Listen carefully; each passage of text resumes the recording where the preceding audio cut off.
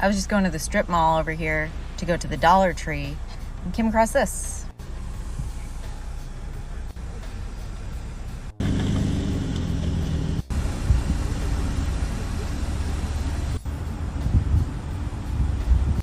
Just think it's kind of funny that the U.S. Army has the budget for personalized vehicles, Ford F-150s, Harleys to park in front of their facility for recruitment measures. Meanwhile, a public school teacher is spending her own money at the Dollar Tree. Where's that budget come from?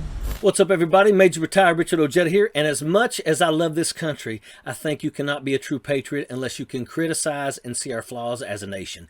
These flaws are not necessarily the work of a single individual, but issues and priorities and funding that have lasted throughout many administrations. These are things we've got to work on in the long run. We've got to funnel money into our people and their well-being, especially our children. If we cannot at least create a better America for them, then what value do we have as a country? We have to start reconsidering our priorities. Now, I'm a vet. I'll never go easy on national security issues. I know that our enemies are just waiting for us to slip up, but I can't also accept that American funnels money into the military when there's so many of our parts of this country and society that would benefit from more funding, especially education. School districts are just trying to figure this out. School districts in the Bay Area are offering teachers a deluxe apartment in the sky. Well, sort of. They're providing subsidized teacher housing as a solution to attract and retain teachers. After reporting a high turnover rate, a school district south of San Francisco voted to build an apartment complex that offers teachers affordable rates. That's because rent is skyrocketing and teacher pay is driving teachers out of the classroom. Simply put, they can't afford to live within a reasonable radius of where they work.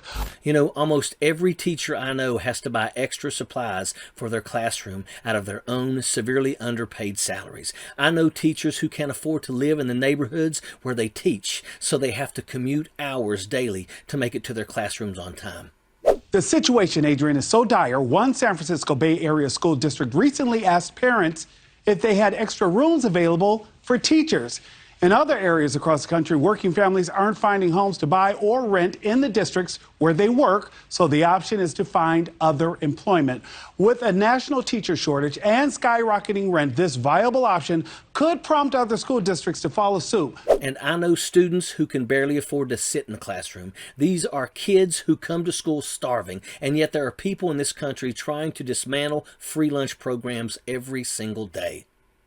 How evil do you have to be to want kids to starve? I can't even imagine it. I'll point some fingers here. Even if military funding can be a bipartisan problem, education certainly isn't. The GOP has been deliberately attacking our public education system for years. They've been trying to change it for the worse. They've been pushing to reduce budgets for public schools, to force discriminatory or censorship-heavy policies on them. They've been trying to promote private charter schools, which I generally wouldn't be opposed if many of these schools weren't typically underfunded or lacking in government oversight.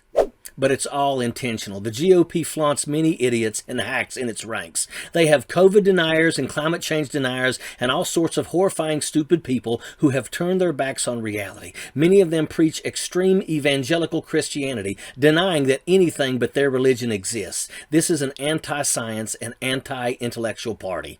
Of course, these people want to undermine and control our education system. They want to make sure that our kids grow up unable to critically think for themselves and see through the GOP's. They want to make sure that it's easier for them to fall prey to bigoted ideas and beliefs. And that may sound malicious and predatory, and I tell you it is. Funneling money away from our education system towards things like military recruitment is an intentional tactic by the GOP. And I think we've got to start reversing that flow. Make sure that our education system is prioritized. So let's step back for a moment. Even from a national security perspective, more educated people in this country is a good thing. It means less of our citizens will be vulnerable to disinformation and propaganda from other nations. It means more of our citizens will be capable of bolstering America's scientific and technological progress. That will give us an edge on our competitors. Either way, we've got to shift our priorities. We've got to throw some brakes on the war machine and give back to our communities across America. We are nothing without our citizens, without our children, and we have to prioritize them. We must be stronger together as a country and work for our citizens. If we can't even support our own people, how can we ever justify supporting others? And that's a fact. Sappers clear the way, airborne all the way.